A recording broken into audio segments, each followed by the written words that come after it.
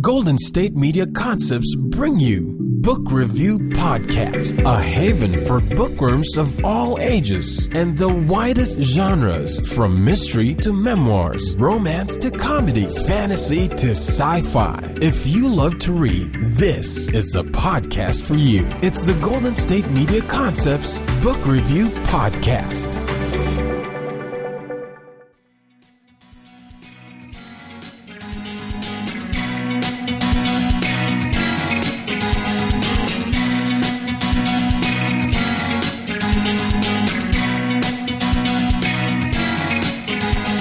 Hello and welcome to the GSMC Book Review Podcast, brought to you by the GSMC Podcast Network. I'm your host, Sarah, and it's Tuesday, so I spent part of my weekend talking to another author, which is a very cool way to spend a part of your weekend. At least it is for me, and hopefully it's a very cool way to spend a part of your midweek whenever you listen to the podcast of the interviews. This week I spoke with Mark Bergin about his debut novel called Apprehension, and I have to say that the book is called Apprehension, and it's about police, and I knew this going in, and for some reason, though, I kept thinking apprehension as in, when you're apprehensive or fearful or concerned about something. And then there was a chapter called Apprehension, and they were talking about arresting a suspect or bringing someone in, what have you, and I was like, oh, apprehension. And that's just my confession to you that I was having a moment of completely thinking of the wrong word, although there could be some apprehension in this book as well for various reasons, so it could be a play on that word and its multiple meanings. At any rate, the book follows the story of Detective John Kelly. He was a pro until his niece was murdered right before his eyes. Now Kelly must hide his one shocking secret and criminal act of vengeance when fellow detectives digging in another case can end Kelly's career and send him to jail. Kelly must ignore this looming threat and focus on protecting a boy from his pedophile father. Except the hotshot defense attorney is his new girlfriend, Rachel Cohen, who shares wonderful news but hides her duty to destroy him on the stand. And she can't reveal she's investigating a twisted team of drug cops. While his friends work in secret to save him, Kelly is forced to the breaking point and beyond. This book, there's a prologue that takes place a year prior, but then the bulk of this book takes place over the course of 4 days, and then there's an epilogue that takes place a little bit later. But the bulk of the book takes place over 4 days, and these are some crazy action-packed days. I mean, everything that John Kelly goes through, everything that pretty much all of the characters go through, because there's different elements of the story that you see through different characters' eyes or through a different lens, and it's a fascinating look at police work, police life. It does take place in 1988, so it's also a fascinating look at police work in a time before cell phones, before desktop, laptop computers, etc., before the internet. So a fascinating look at a period of history that's not that far past, but still far enough past that we tend to forget some of the conveniences we have now. But just the amount of action in the book, and I mean that in terms of both like physical action, the action of a car chase or a drug bust or an arrest or what have you, as well as the emotional action of the book. There's a lot of things that happen in terms of the relationships and how the main character and some of the secondary characters are navigating those relationships, how everything is all intertwined. I mean, John Kelly, the main character, is a police officer. He is dating the public defender so they obviously come across each other, against each other in court. This has an effect on their relationship, as does a few other aspects of their relationship that you find out throughout the 4 days. I mean, it kind of makes me tired just thinking about it in these 4 days. Wow. At any rate, it is quite the full set of 4 days. And rather than me continuing to ramble on about those 4 days and about this book, we should turn and find out what Mark would like to say about his own book. Before we get to that interview, I do have copies to give away, so stay tuned until the end of the podcast to find out how you might enter to win a copy of Apprehension by Mark Bergin. In the meantime, let's go ahead and turn now to that interview with Mark. Hi, Mark. Thank you so much for joining me on the podcast. Hi, Sarah. Thank you very much for having me. I am very excited to have you here to talk about your new book, Apprehension. Before we get to the book, though, if we could get to know you a little bit, that would be great if you could share something about yourself. Sure. This is my first book. I retired police officer. I retired 6 years ago. I had to retire. I'll get to the story on that in a little bit. I had been a newspaper reporter before that. Was born and grew up in Philadelphia, and I'm now in Alexandria, Virginia. Okay, thank you for that. So, can you give a quick overview of the story in Apprehension? The theme of Apprehension is police stress and the effects that it has on officers, leading them almost to the point of suicide. It's the story of a detective named John Kelly and the 4 best and worst days of his life. We meet him while he is preparing to go to trial to send away a pedophile who was about to prey on the man's own son. So Kelly needs this trial to protect the kid. But while he's getting ready for this, he learns that a stupid and terrible thing that he did about a year ago is about to be unearthed. It'll probably cost him his job. It may send him to prison, and there's nothing he can do to stop it. So he has to continue with his trial prep. And another wrinkle in this trial is that the defense attorney is Kelly's secret girlfriend. They've just sort of started together, and she has both a wonderful secret to tell him right now and a terrible secret she has to spring on him at trial. Yes, it is quite the 4 days for John Kelly. I want to say it's a bit of a storm that with an S word in front of it that I can't say on the podcast. Okay. So yeah, everything kind of dumps down on him all at once. And what was your inspiration for the story itself? About 30 years ago, when I was an officer, I was in a drug unit, and I was under a lot of stress myself. It was very hard work. I was working 56 hours a week, 50 or 60 hours a week on the street, maybe another 20 or so in court, because we arrested a lot of people. I was going through a divorce and having a very bad time of it. So suddenly, although I'd always wanted to be a writer, I had never written fiction. I'd never tried. But suddenly a bunch of ideas sort of popped into my head, and I was fortunate enough that I wrote them down and then completely left them aside for 30 years. When I had to retire, I pulled them out and fleshed them out. Took about a year to write the novel, took another year to polish the novel, and took about another 2 years after that to sell it. And during all that selling time and pitching and looking for agents and looking for publishers, I was constantly reopening it to make paragraphs a little tighter, to improve dialogue, things like that. So it took a long time to write. Mm-hmm. Is that why the book is set in 1988? A couple of reasons. Yes, that's very much when I envisioned it. If anybody in the book had cell phones, none of the conflicts would occur. So I had to write it before cell phone time. In fact, one time I sat down and rewrote it to bring it up to modern times, and everybody was either constantly dropping their phone or leaving it behind, or the battery died and it read stupid. Also, I very much wanted it to be a realistic book. I wanted it to be as true as fiction could be. And a key twist in the story deals with a certain law about parental abduction, and how that law was framed changed right after 1988. So I wanted to set the book at a time when what I was describing was true. Mm-hmm. And this really has nothing to do with the story itself, but what part I laughed at the scene where John, the main character, was having a bit of a meltdown, and he he thought about picking up the green Selectrix typewriter, That's and another smashing it.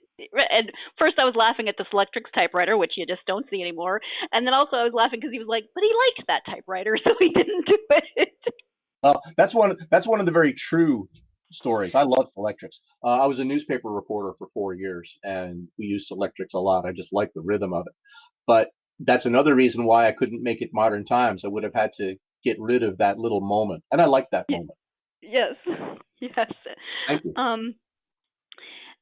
So let's talk a little bit more about the protagonist, John Kelly. He basically goes by Kelly throughout the book. What about him do you think might resonate with readers? I hope that my fellow cop readers will read this book and be able to say, yeah, that's really what it's like out there. That's what we go through. As long as I've envisioned it, and in all of my writing, I wanted this to be a book that cops would see as true, or at least truthful, that they might be able to share with their family and say, hey, you want to know what we go through? This is a book that kind of describes it. And maybe someone who's thinking about becoming a cop can read it and maybe have a better handle on what to avoid as they go through their career. Mm-hmm. Did you have friends who were cops who were beta readers or anything? A couple. And they helped me with details. I had the wrong kind of cars. I had to go back and talk about some of the radio procedures and the identifying codes back then, because they change all the time. Right. I had a recent beta reader, a lieutenant that I worked for when he was a sergeant and I was just an officer, tell me one of the things he disliked about the book was the manipulations by the officer and the dishonesty. Now, I don't think they're dishonest, but I think the characters try very hard to help each other. It's not that thin blue line that gets a lot of media attention. Nobody's out and out lying for each other or covering things up. They're just seeking to make sure everybody has the best help they can get, try and slant things to help the officers. Right. Right. So a lot of this is from your own experience being a police officer. Did you do particular research, maybe just to refresh your memory, or was there any other kind of research you did? It was almost all memory refreshment. Most of the story just popped out of my head. It's all fiction, but there are a number of scenes that are true. The witch doctor is a true story. With the names changed. Okay. Some of the other events, everything in the book could have happened, and some of it did. I have to make clear the magnets didn't happen. I won't talk about what the magnets are. People can read it, but what I described we did with magnets, we didn't actually do. We talked about it, but we didn't do it. Mm-hmm.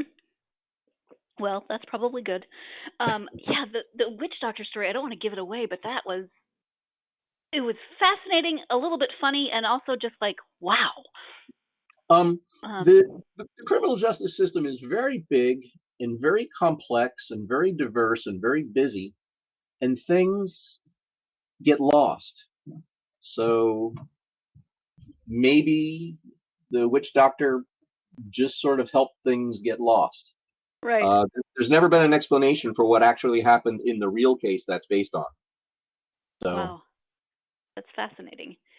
But let's go ahead and take our first break of the podcast. When we come back, we'll talk about more of how Mark went about writing some of the autobiographical elements of the book, what's fictionalized, what maybe happened to him, maybe happened to other people. So stay tuned. You're listening to the GSMC Book Review Podcast, and I'll be right back. Want to know the latest and hottest music hitting the airwaves? Don't be left out. Listen to the Golden State Media Concepts Music Podcast. Keith keeps you on the loop with everything you need to know from pop, rock, hip-hop, and the top 40. And we'll throw in news of your favorite artists, concert and tour dates, and so much more. Listen no further, because this is the gold standard in music podcast.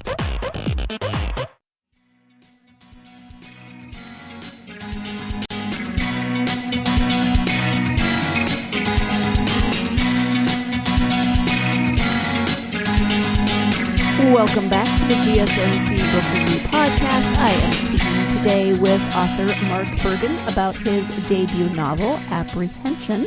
Let's go ahead and get back to that interview.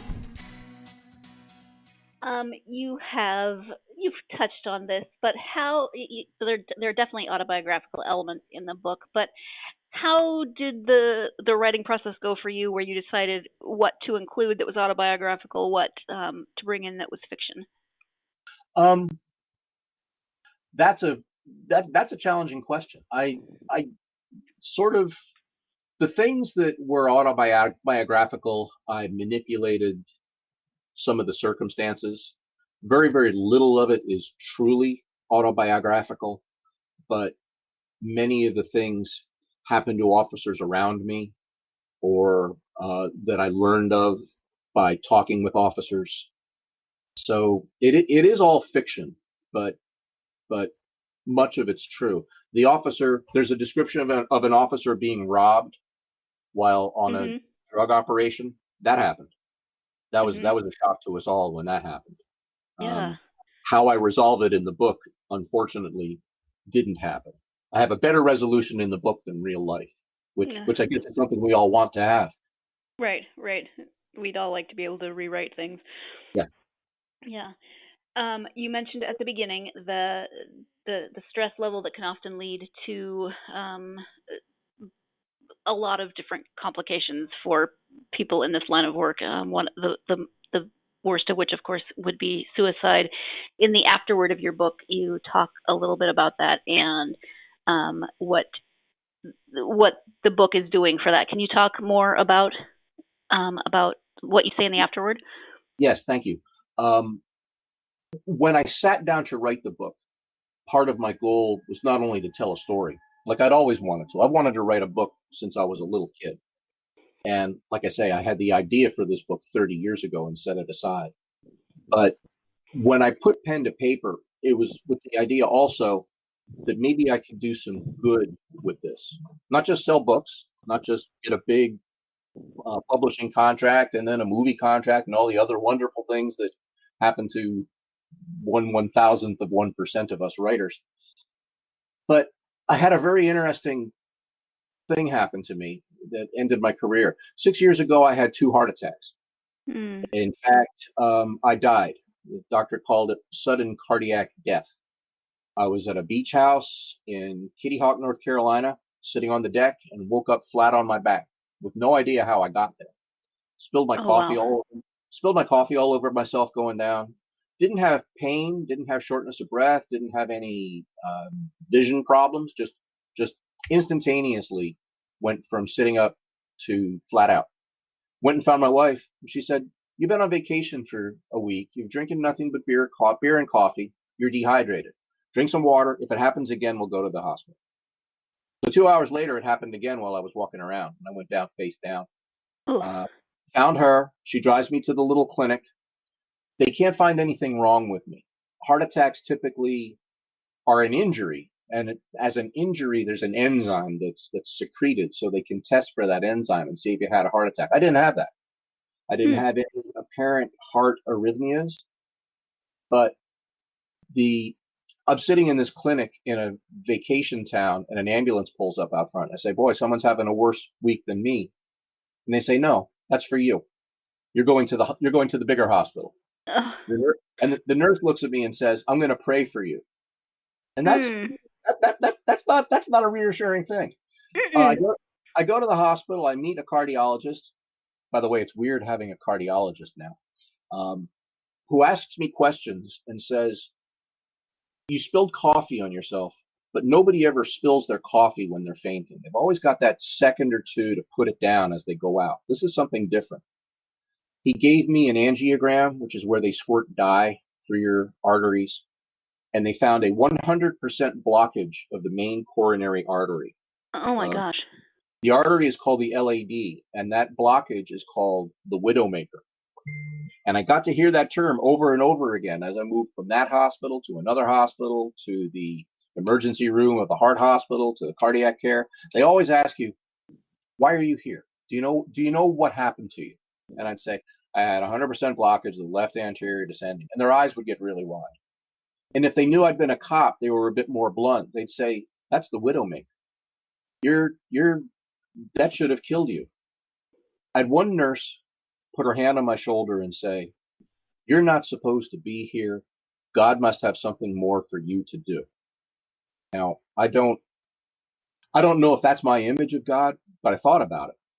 Mm-hmm. And when I finally had to retire, and I had to retire because I ended up with double bypass surgery, and my doctor and the city doctor said I couldn't go back into the stressful world of police work. So I knew I had to do something. I decided to write, but that's when I decided, what can I do that's better than just writing? And I decided to dedicate some of my profits to programs that combat police suicide. It's a problem. More cops commit suicide than are killed on duty, at least twice as many usually. This year so far, there have been 71 line of duty police officer deaths. And by police officer, I mean everything, all kinds of law enforcement, sheriff's deputies and special agents and stuff. But there have been 120 victims of suicide in the law enforcement field. And in my area, in Alexandria, in the 28 years I was a cop, one officer was killed in a shootout, but 3 officers shot themselves to death. And in that same period, 2 sheriff's deputies in our city. So that's 5 to 1. That's a higher ratio than the national, but that's not terribly unusual. Always more cops are killing themselves than are killed out on the street. And there are ways to prevent it, but within our culture, there are things that sometimes prevent us from getting that help. Mm-hmm. Cops are reluctant to admit they need help. They don't want to call a psychiatrist or go to the city for that because they worry about losing their job. As it happens, after I had written the book, but while I was still researching the topic, I got to hear a lecture by the National Police Suicide Foundation, and they're going to be my first recipients of money. They impressed me. They do 2 things. They teach police agencies around the country how to recognize stress, PTSD, how to mitigate it, how to help their officers through it. And they also operate a no-tell helpline, a hotline that cops can call without getting ratted out to their agency. So they're going to get, right now, about 50% of my profits, which isn't a whole lot of money yet. The book is just barely showing up. But, right. But I like well, it just came out, right? Yes, it did. Technically, it came out last week, and the orders are starting to come through now. It's an ebook, but it's on Amazon and it's on Barnes and Noble, and the publisher Quill has it available too. So it's starting to show up, and especially through nice people like you who are helping me get the word out. My publisher is very small, and we don't do much marketing, so right. I get to talk a lot. Wonderful. Well, it depends. If you like talking, that's great. If not, you might be like, "Oh Lord." Go ahead.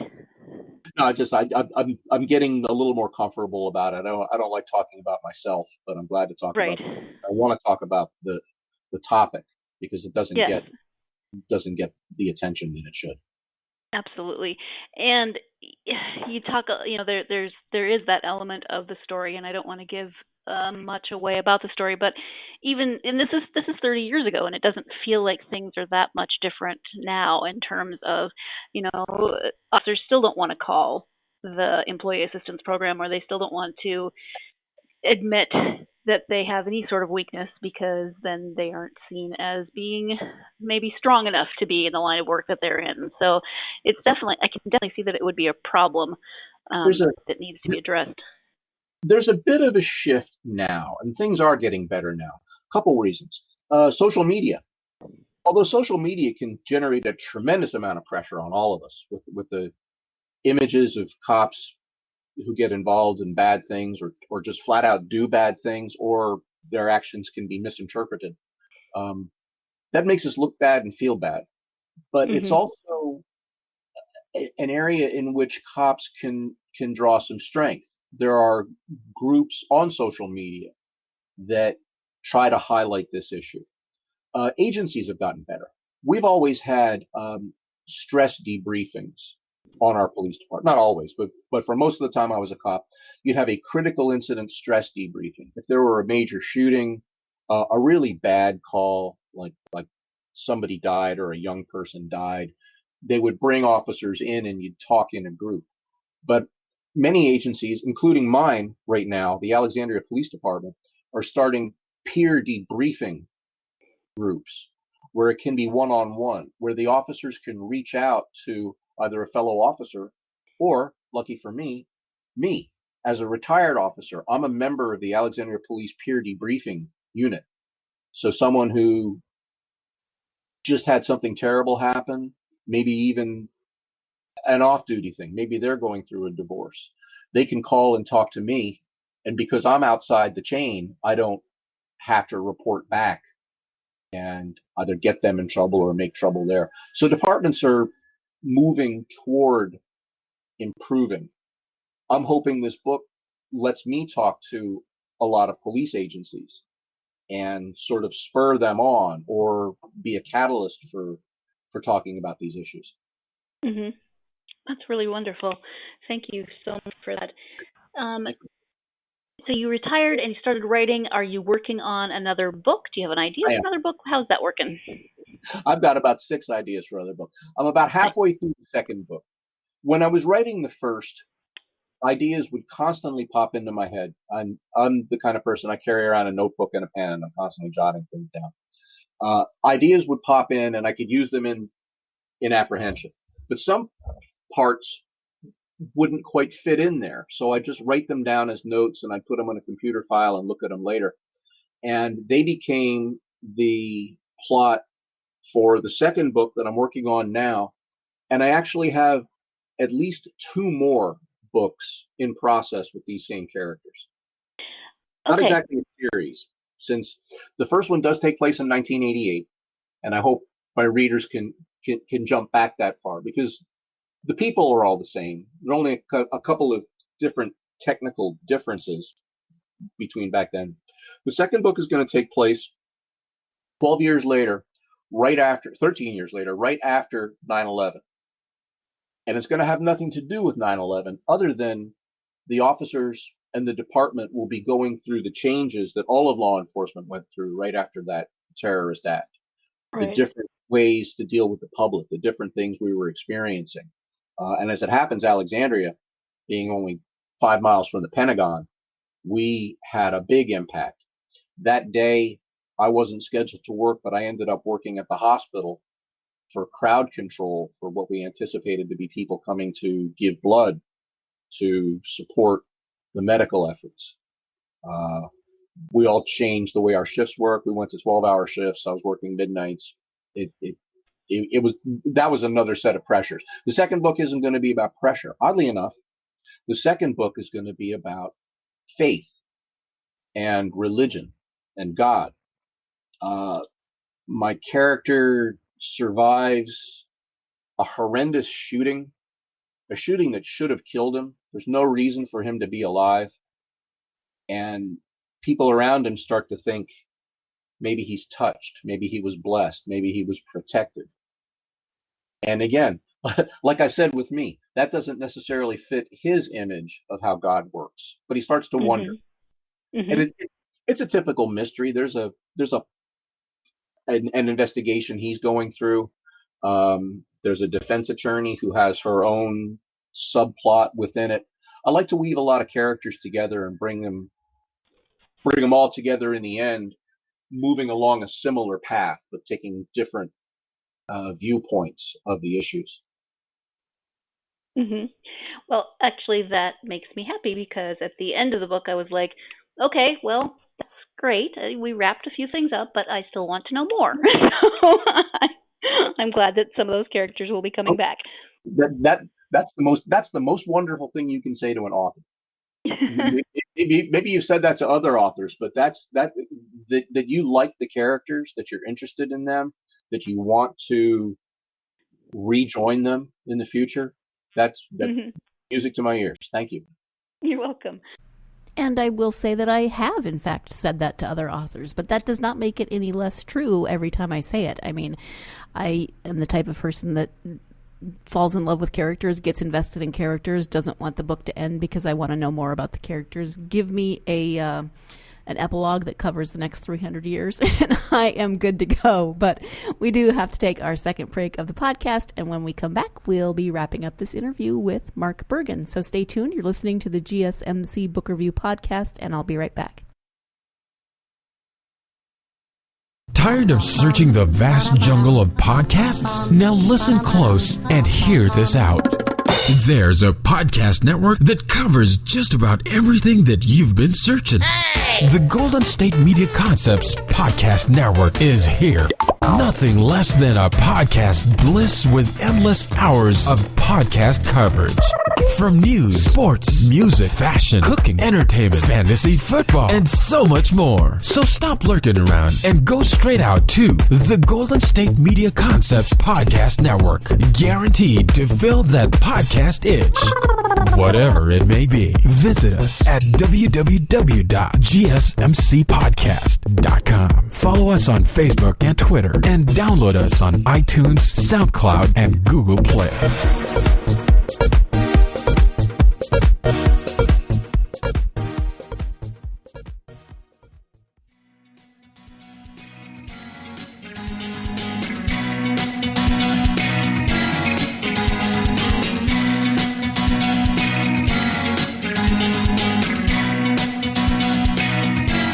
Welcome back to the GSMC Book Review Podcast. I am speaking today, of course, with author Mark Bergin about his debut novel, Apprehension.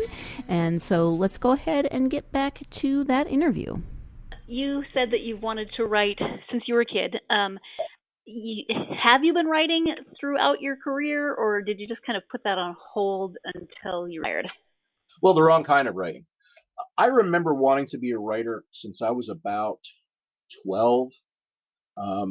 My favorite author was and is Alistair MacLean, the British thriller writer, the author of The Guns of Navarone and Were Eagles There. And my first contact with him was my dad said I could stay up late to watch this movie called The Guns of Navarone. I'd never heard of it. I was a little kid, and it was a great war story. And I learned it was a book, so I went and read the book. And then I read everything else that Alistair MacLean read. And then he was the first author that I reread just to see how he put things together, knowing how it was going to end, but looking for the foreshadowing, even reading just how well he did sentences and paragraphs. His gift of the language just grabbed me right at that moment. I read everything I ever could, and I read and I read and I read. Then I became a newspaper reporter, which is a whole different style of writing. In fact, I had a mystery bookstore owner one time say, reporters can't be writers. They'll never be novelists. I might go back and find them. And that's not true because there are plenty. Yes. But it's a kind of writing. And my excuse probably was always, I'm too busy. Too busy being a reporter, too busy being a young cop and then a middle cop and then getting married and having kids and being a parent and all the other things. I knew, though, that when I retired, I had to have something to do. I'd been 28 years on the department. I was looking to go to at least 30. So I was starting to think about retirement. And what everybody tells you is you can't just walk out the door with nothing to do. You can't think, I'll just play golf. I'll just play tennis. I'll just sit around the house. Because those are the people that curl up and die. I decided I wanted to write.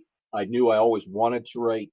I realized I now had the time and no excuse not to. So I sat down and spent at least 4 hours a day looking at the screen, if not throwing words onto the screen. But the actual writing wasn't terribly hard at the beginning because I'd had this story burbling in my mind for so long. Somebody, I wish I knew who, but the best analogy I've heard for how you write a book is you compare it to making a sandcastle. And to make a sandcastle, you start by pulling together a huge pile of sand. And once you have that big pile of sand, then you start making towers and courtyards and moats and walls.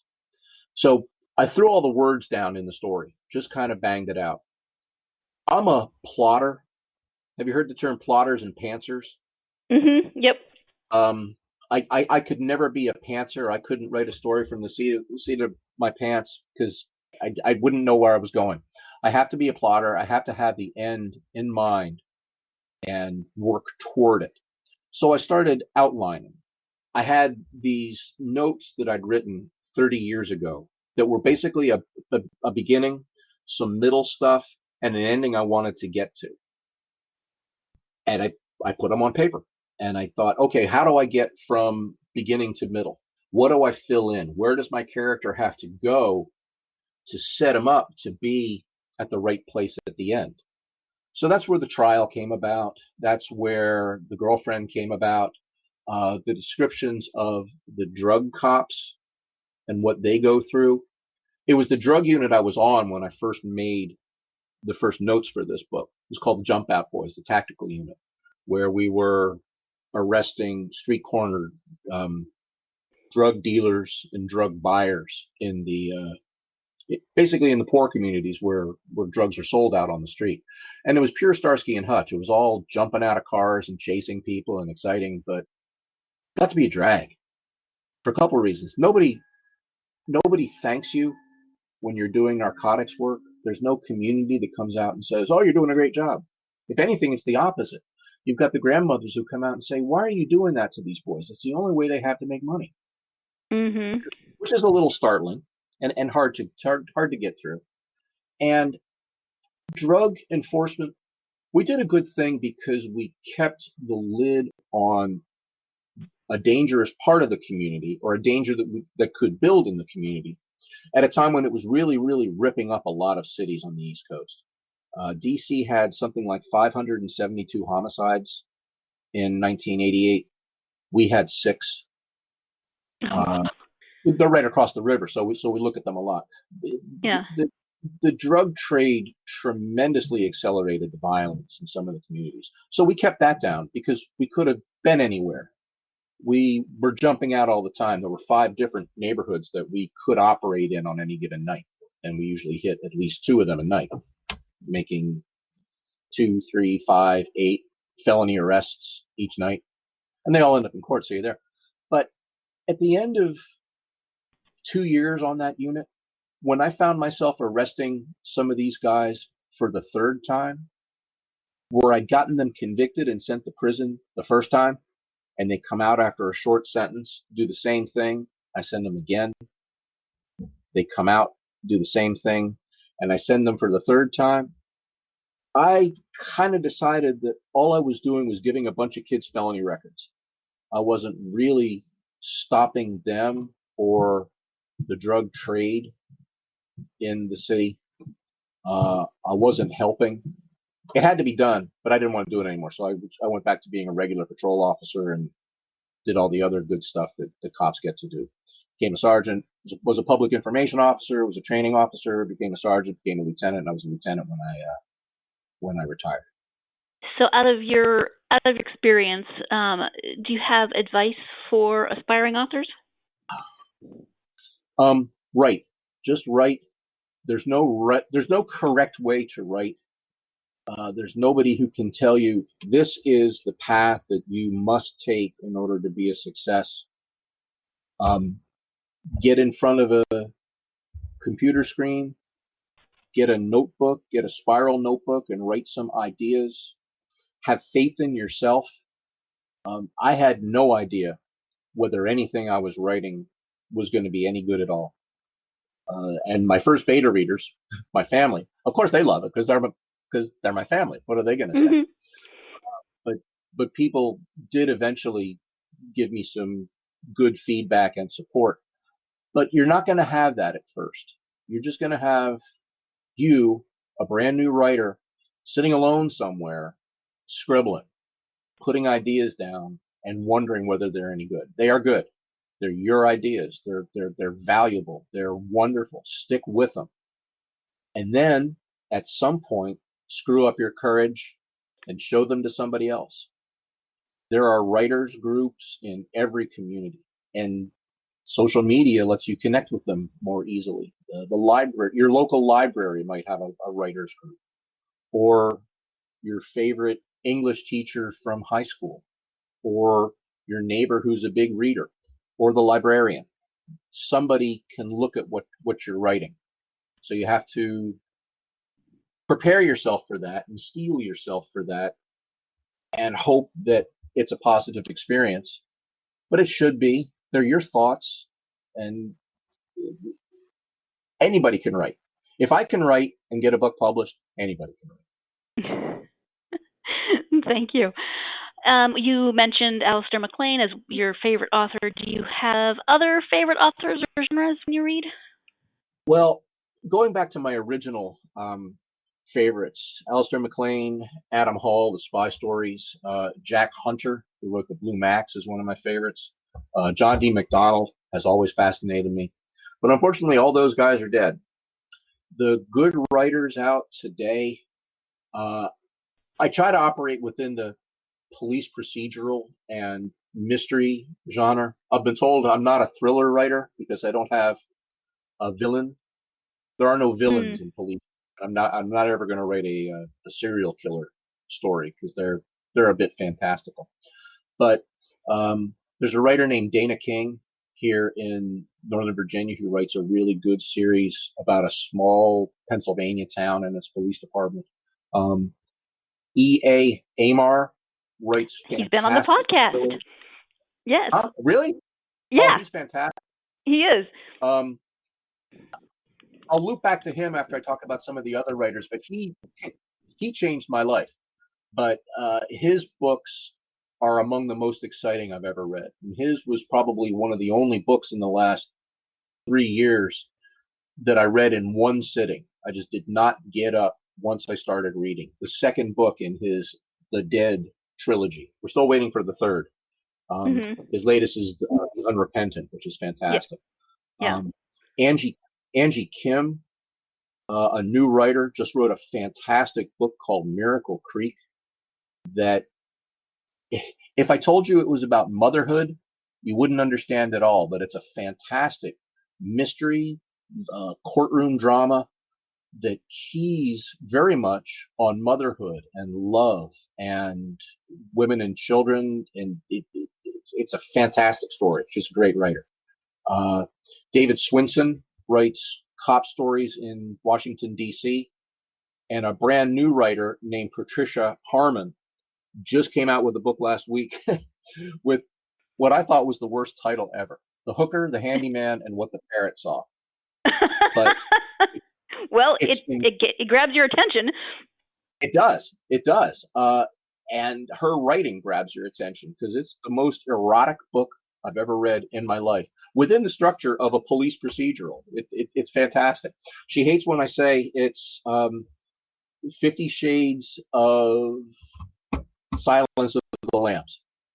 But it is, and it's good. So there are a lot of nice... I'm in Alexandria, Virginia, which is across the river from Washington, D.C. And this area is full of writers. I met Ed Amar at a conference called Thriller Fest in New York about 3 years ago. He was doing a panel on noir type stories. And that was at a time when I was trying to figure out how to define mine. And he was there, and he had mentioned that he was in D.C., and I talked with him after. He invited me to an event called Noir at the Bar, which we have around here, where writers will read a short selection, either written for the event or a piece of their upcoming book. And I got to know writers. And the writing community is fascinating. Everybody's in competition with each other, but they're not in any way competing. There are lots and lots of books out there, and just readers don't buy one book. Readers buy lots of books. So we can all pull together, and they've been really supportive. They've talked me through. They've helped me with some issues with trying to find an agent, trying to find a publisher, just trying to keep working when you're stuck in the story and the other one doesn't seem to be going anywhere. Yeah, it's great. Wonderful. Yeah, I've heard you're not the first that has talked about that community out there, so that just sounds wonderful. It's nice to be in an area that has so many other authors. Mm-hmm. Yeah.